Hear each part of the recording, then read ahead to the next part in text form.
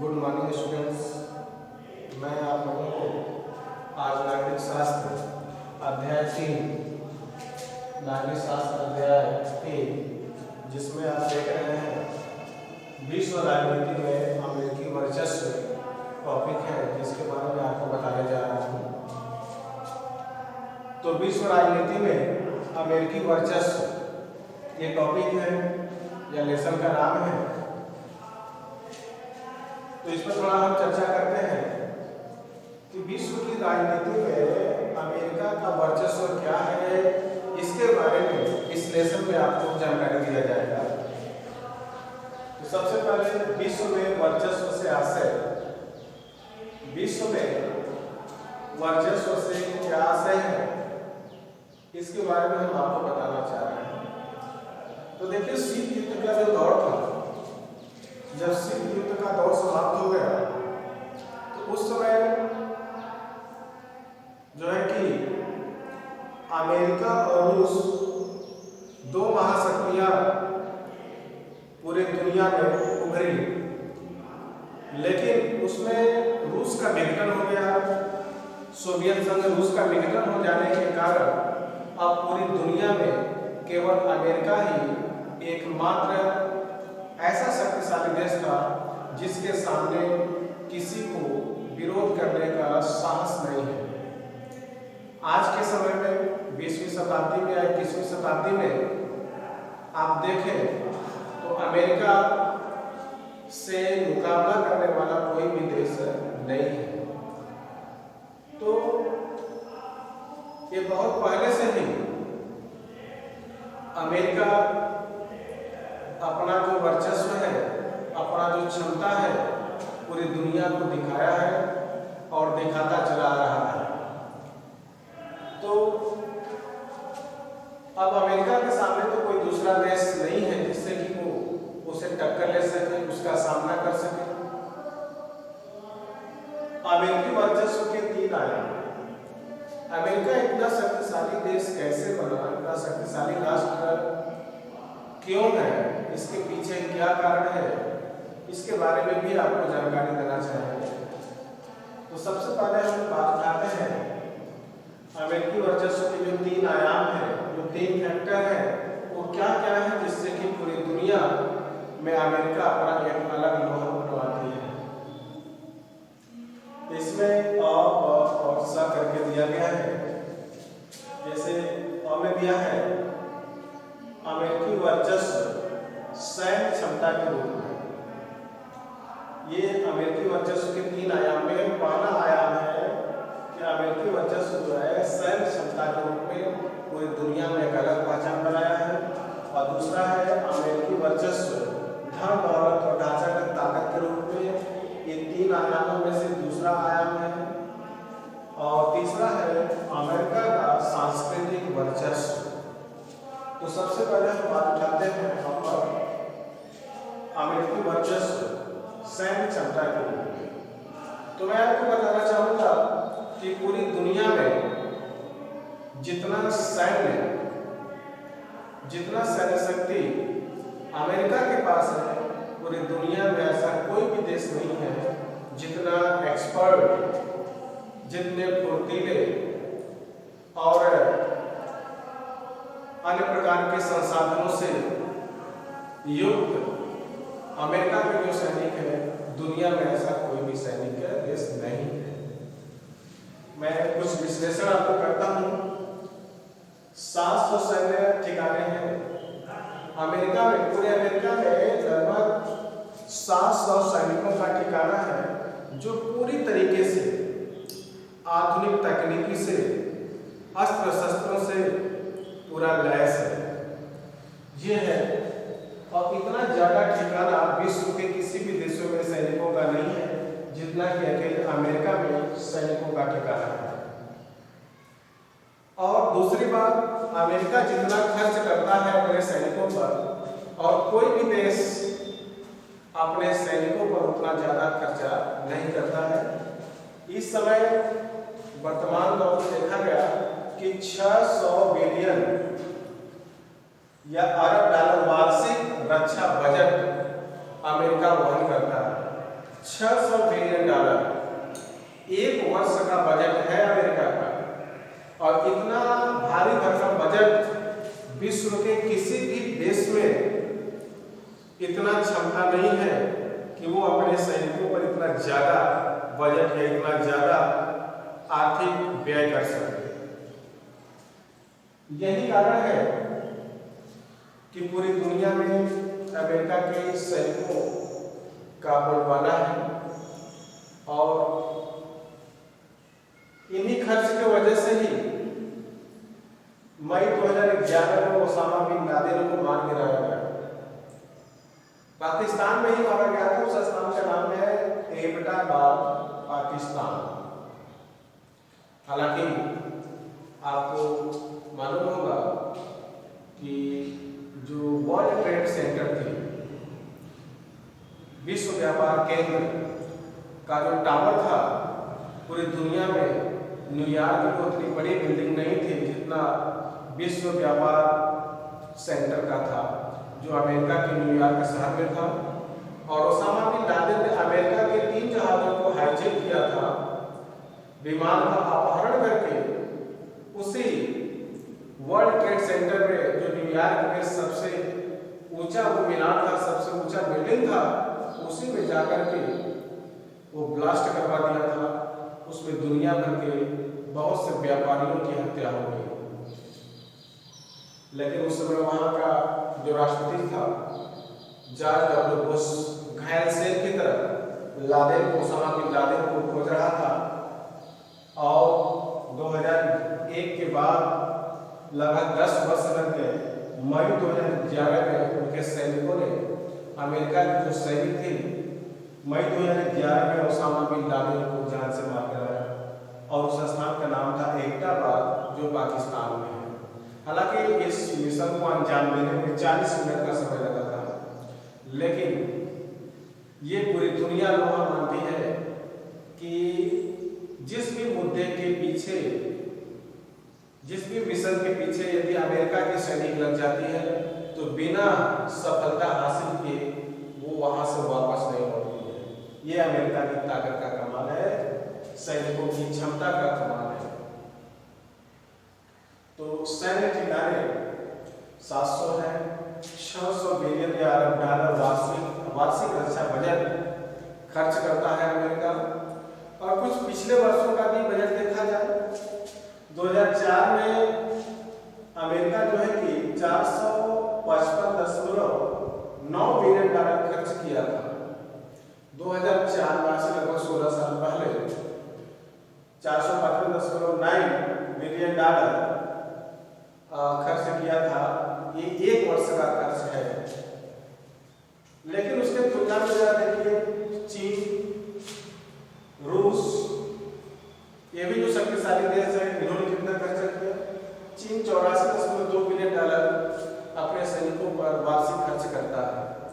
जरा देखिए कितना अंतर है, जहां 84.2 बिलियन डॉलर और वहां पर 455.9 बिलियन डॉलर, बहुत ज्यादा अंतर है। और उसके बाद रूस का देखा जाए, केवल 61.5 बिलियन डॉलर वो अपने सैनिकों पर खर्च करता है। तो ये अमेरिकी वर्चस्व में जो सैन्य क्षमता के रूप में उभरा है, ये बहुत ही काबिल तारीफ अमेरिका के सैनिकों का है, जो इतने एक्टिव है। उसका कारण वहाँ की गवर्नमेंट है, वहाँ की सरकार है, जो सैनिकों को इतना फैसिलिटी या इतना सुविधा प्रोवाइड करती है, प्रदान करती है। तो अब दूसरी बात, अमेरिकी वर्चस्व के जो 3 आयाम थे, इसमें पहला तो सैन्य क्षमता का वर्णन हुआ, और दूसरी बात अमेरिकी वर्चस्व धन दौलत और ढांचागत के रूप में। तो हम आपको बताना चाहेंगे कि जो अमेरिका का वर्चस्व है, धन दौलत और ढांचागत ताकत के रूप में भी है, कि वहाँ का जो धन दौलत है, वहाँ का जो आय है, वो किस प्रकार से वो संतुलन बनाया जाता है, और किस तरीके से, किस मेथड से वहाँ का ताकत उभरा है। तो इसको देखा गया धन दौलत और ढांचागत ताकत के रूप में भी अमेरिकी वर्चस्व के आयाम है। तो वहाँ का धन दौलत कोयला, लोहा, मैग्नीज, प्लेटिनम और औद्योगिक क्षमता। मैं आपको बताना चाहूँगा कि अमेरिका में बहुत बड़ी मात्रा में कोयले का उत्पादन होता है और वहाँ पर लोहा और मैग्नीज, प्लेटिनम ये ऐसे धातु हैं, जो कीमती धातु हैं, जो बहुत बड़े पैमाने पर वहाँ पर उत्पादन किया जाता है। और इनके अलावा, इन धातुओं के अलावा वहाँ का जो इंडस्ट्रियल कैपेसिटी है, औद्योगिक क्षमता है, वो भी अन्य देशों की तुलना में काफ़ी आगे है। यही कारण है कि जिस देश में कोयला, लोहा, मैग्नीज, प्लेटिनम और औद्योगिक क्षमता बहुत बड़े पैमाने पर हो, तो इनका निर्यात करके, निर्यात का मतलब ये होता है जब कोई देश अपने देश से दूसरे देश में विक्रय करता है तो उसे निर्यात बोलते हैं और निर्यात व्यापार करते हैं। और कोई भी देश दूसरे देश से किसी भी सामान का क्रय करता है अपने देश में तो वो आयात व्यापार कहलाता है। तो अमेरिका का जो निर्यात व्यापार है बहुत बड़े पैमाने पर है। वो कोयला का, लोहा का, मैग्नीज, प्लेटिनम, इन तमाम धातुओं का बहुत बड़े पैमाने पर निर्यात करता है और जितना ही ज़्यादा निर्यात करता है उतना ही ज़्यादा दुनिया से पैसा या आर्थिक बजट प्राप्त करता है। तो ये है अमेरिका का धन दौलत और ढांचागत ताकत के रूप में उभरना। तो ढांचागत ताकत के रूप में उभरने का तात्पर्य यह है कि बहुत ही सिस्टमेटिक ढंग से वो अपने धन को खर्च करता है, अपने औद्योगिक कंपनियों का बहुत ही सिस्टमेटिक तरीके से उसका विकास करता है ताकि उसको उसमें किसी भी प्रकार का क्षति होने की संभावना न हो। तो फिर आगे देखते हैं कि ये जो अमेरिकी वर्चस्व धन दौलत और ढांचागत ताकत के रूप में है, उसमें कुछ पॉइंट भी आपको दिया गया है जिसमें सार्वजनिक वस्तुओं को जुटाने में अमेरिका की भूमिका। सार्वजनिक वस्तु वो होता है जिस पर सभी का अधिकार होता है और अमेरिका एक ऐसा देश है जिसके जो बड़े बड़े जहाज हैं वे दुनिया के सभी समुद्रों में इनके जहाज तैनात रहते हैं और दुनिया का ऐसा कोई भी देश नहीं होगा जहां पर अमेरिका अपना व्यापारिक जहाज तैनात न किया हो। और जब भी इसे आवश्यकता पड़ती है तो सार्वजनिक वस्तुओं को जुटाने में अमेरिका की भूमिका सबसे आगे रहती है, क्योंकि इसका व्यापारिक जो जहाज है वे दुनिया के हर देश में, दुनिया के सभी समुद्रों में अमेरिका की जो व्यापारिक जो ट्रेड शिप होते हैं वे विराजमान होते हैं। ये है अमेरिका की ताकत, ये है अमेरिका की वर्चस्व। दूसरी बात, ये धन दौलत और ढांचागत ताकत के रूप में जो उभरा है अमेरिका, उसमें दूसरा पॉइंट है विश्व व्यापार में अमेरिका का हिस्सा। विश्व व्यापार में अमेरिका का हिस्सा, तो विश्व व्यापार में अमेरिका का बहुत बड़ा हिस्सा है और सबसे पहले विश्व व्यापार अमेरिका किया था विश्वविद्यालय खोल करके। सबसे पहले अमेरिका ने ही एक यूनिवर्सिटी खोला था और उसमें दुनिया के तमाम छात्र एवं छात्राएं एडमिशन लेते थे, प्रवेश लेते थे और बहुत ऊंची ऊंची डिग्रियों को प्राप्त करके वे दुनिया के अन्य देशों में जाकर के जॉब करते थे। तो इस प्रकार से यूनिवर्सिटी का खोलना और अच्छे संसाधनों के माध्यम से खोजना, सभी प्रकार की सुख सुविधाओं का व्यवस्था करना अमेरिका के विश्वविद्यालय में देखा गया, जिसकी वजह से ऑल ओवर वर्ल्ड के स्टूडेंट आकर्षित हुए और वहाँ पर अपना एडमिशन लिए और जिससे अमेरिका का जो विश्व व्यापार था वो बहुत बड़े पैमाने पर मुनाफा को प्राप्त किया। या लाभ को प्राप्त किया। तो इसके बाद अंतर्राष्ट्रीय मुद्रा कोष, विश्व बैंक और विश्व व्यापार संगठन, जब विश्व युद्ध समाप्त हो गया था उस समय अमेरिका का जो मुद्रा है डॉलर, वो प्राथमिकता बन गया लेन देन के रूप में। विश्व में जितने भी बड़े पैमाने पर लेन देन किया जाता है वो डॉलर के माध्यम से किया जाता है, और ये अमेरिका का ही मुद्रा है डॉलर। जैसे हमारे भारत में रुपया है और किसी देश में दिनार है, यूरो है, तो अमेरिका का उसी प्रकार का राष्ट्रीय मुद्रा है, उसका नाम है डॉलर। तो जब डॉलर बन जाता है लेन देन का जो माध्यम डॉलर जब बन जाता है तो उस पर बहुत बड़ी ट्रस्ट होती है। और विश्व बैंक जिस पर अमेरिका का एकाधिकार है, विश्व बैंक में अमेरिका का अधिकार है, और जब विश्व बैंक से ट्रांजैक्शन होता है, लेन देन होता है, तो उसमें अमेरिका को भी बहुत बड़े पैमाने पर लाभ होता है, क्योंकि अंतर्राष्ट्रीय मुद्रा डॉलर के रूप में लेन देन की प्रक्रिया शुरू हो जाने से जो भी मुनाफा प्राप्त होता है वो अमेरिका को प्राप्त होता है। तो यह अंतर्राष्ट्रीय मुद्रा कोष की वृद्धि हुई। विश्व बैंक में भी, विश्व बैंक का तात्पर्य है कि दुनिया के कोई भी देश अपना व्यापार अमेरिका से डायरेक्ट कर सकता है। उसके कुछ टॉपिक्स होते हैं, उसके कुछ फॉर्मेलिटीज होते हैं, इसको पूरा करना होता है, और वो अमेरिका से जुड़ करके अपना लाभ ले सकता है। और विश्व व्यापार के बारे में आपको पहले ही बताया जा चुका है कि जो वर्ल्ड ट्रेड ऑर्गेनाइजेशन है, विश्व व्यापार संगठन WTO का भी गठन किया गया, और जो बहुत अच्छे तरीके से उसका संचालन हुआ और अधिक से अधिक लाभ अमेरिका को हुआ। विंडोज सॉफ्टवेयर जो धन दौलत और ढांचागत के रूप में अमेरिका का वर्चस्व आगे बढ़ा है, उसमें चौथा पॉइंट है विंडोज सॉफ्टवेयर।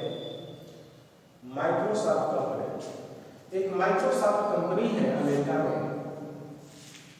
माइक्रोसॉफ्ट कंपनी ने विंडोज सॉफ्टवेयर का निर्माण किया, और माइक्रोसॉफ्ट कंपनी केवल अमेरिका में ही केवल है, और माइक्रोसॉफ्ट कंपनी पर केवल अमेरिका का ही एकाधिकार है।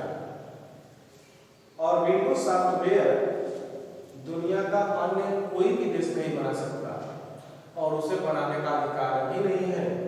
ये जो माइक्रोसॉफ्ट कंपनी ने विंडोज सॉफ्टवेयर बनाया, इसको और कोई दूसरा बना भी नहीं सकता, न ही दूसरे को बनाने का अधिकार है। और यहाँ पर मैंने नाम दिया है बिल गेट्स। ये जो माइक्रोसॉफ्ट कंपनी है इसके मालिक है बिल गेट्स, और बिल गेट्स दुनिया के सबसे अमीर नामों में से एक है, अर्थात बिल गेट्स से अमीर दुनिया में और कोई दूसरा नहीं है। तो बिल गेट्स माइक्रोसॉफ्ट कंपनी के अकेले मालिक है, और माइक्रोसॉफ्ट कंपनी ने ही विंडोज सॉफ्टवेयर का निर्माण किया, और जिस पर केवल अमेरिका का ही एक अधिकार है। ये माइक्रोसॉफ्ट कंपनी द्वारा बनाए गए विंडोज सॉफ्टवेयर का निर्माण अन्य कोई भी देश नहीं कर सकता है, और जिसके वजह से अमेरिका के धन दौलत में काफी बढ़ोतरी हुई है। दूसरी चीज इंटरनेट तकनीकी। इंटरनेट तकनीकी अब हर जगह है, जैसे शिक्षा है, व्यापार है, हर जगह अब इंटरनेट तकनीकी का उपयोग किया जा रहा है। लेकिन 1950 में बहुत बड़े पैमाने पर द्वितीय विश्व युद्ध के बाद अमेरिका ने इंटरनेट तकनीकी का प्रयोग किया था। ये अपने सैनिकों को पूरी तरह तकनीकी से लैस किया। फिर वहाँ पर जो भी शिक्षा दी जाती थी वहाँ पर भी इंटरनेट तकनीकी का प्रयोग किया गया। आज पूरी दुनिया में जो इंटरनेट तकनीकी का प्रयोग किया जा रहा है, ये सब अनुसरण कर रहे हैं अमेरिका की ही तकनीकी का, क्योंकि अमेरिका टेक्नोलॉजी में बहुत आगे निकला हुआ था, और उसी का अनुसरण बाकी सभी देश कर रहे हैं। तो यह है इंटरनेट तकनीकी या इंटरनेट टेक्नोलॉजी। व्यापार प्रबंधन, दूसरा धन दौलत और ढांचागत ताकत के रूप में अमेरिका वर्चस्व का जो बनना है वो है व्यापार प्रबंधन, क्योंकि अमेरिका का व्यापार पूरी दुनिया में सभी देशों से कुछ न कुछ मामले में अटैच है, जुड़ा हुआ है, जिससे बहुत बड़े पैमाने पर वो धन को प्राप्त कर रहा है अमेरिका। फिर आगे बढ़ते हैं, ये तो और वह हो गया अमेरिकी वर्चस्व के 3 आयामों में से। और तीसरा जो आयाम है वो है अमेरिका का सांस्कृतिक वर्चस्व। अमेरिका में वैसे डेमोक्रेसी सिस्टम है, लोकतंत्र है, जैसे कहा जाता है। वहाँ के जब राष्ट्रपति थे अब्राहम लिंकन, तो उन्होंने लोकतंत्र या डेमोक्रेसी शासन को लागू किया था और उसका उन्होंने बहुत अच्छा डेफिनेशन दिया था, परिभाषा दिया था। डेमोक्रेसी का government and the people by the people and for the people. प्रजातंत्र जनता का, जनता द्वारा और जनता के लिए शासन है। और वहाँ पर जो काले और गोरे का भेदभाव था सब समाप्त हो गया था। ये अब्राहम लिंकन का ही दिन था। तो वहाँ पर लोकतंत्र, उदारवाद को बढ़ावा मिलता है। इसलिए अमेरिका का सांस्कृतिक वर्चस्व अन्य देशों की तुलना में सबसे आगे है। और वहाँ पर जो खान पान है, खान पान जैसे पिज्जा और कोल्ड ड्रिंक, ये सब जो हमारे देश में प्रचलन हुआ है वो अमेरिका का ही एक कॉपी है, अमेरिका का ही नकल है। वहाँ के लोग फास्ट फूड पर ज़्यादा कॉन्फिडेंस दिखाते हैं। अमेरिका के लोग खान पान में फास्ट फूड का ज़्यादा प्रयोग करते हैं और अनेक प्रकार के जो जीन्स का सिस्टम आया है, जैसे हमारे देश में जो युवक और युवतियाँ हैं जीन्स पहनने के शौकीन हो गए हैं और आज के दौर में वो उनका एक अनोखा पहनावा बन गया है। तो उसका भी देन अमेरिका का ही है। जीन्स के उत्पादन में अमेरिका का ही भूमिका है, जो आजकल संस्कृति के रूप में हमारे देश में उभरा हुआ है। तो यह अमेरिका का वर्चस्व। और मैं आपको शुरू में बताना भूल गया था कि वर्चस्व होता क्या है। ये वर्चस्व से क्या आशय है, वर्चस्व को एक बार पूरा समझिए। जब कोई देश अपने शक्ति से, अपने ताकत से दूसरे देश को प्रभावित करता है, या तो आप ये कह सकते हैं कि वर्चस्व वो होता है जब कोई देश अपने मनचाहे तरीके से किसी दूसरे देश के बातों को मनवा ले या उसके बातों को अपने पक्ष में कर ले, चाहे समझा कर, चाहे धमकी देकर, चाहे धन के माध्यम से। तो ये वर्चस्व कहलाता है। वर्चस्व के अंतर्गत ये होता है कि जब कोई देश अपने प्रभुत्व से, अपने शक्ति से किसी दूसरे देश को प्रभावित कर देता है, तो ये वर्चस्व है। और ये अमेरिका का वर्चस्व टॉपिक यहीं पर समाप्त करते हैं। फिर इस लेसन से संबंधित जो भी बातें आगे हैं मैं आपको जरूर बताऊंगा। Thank you.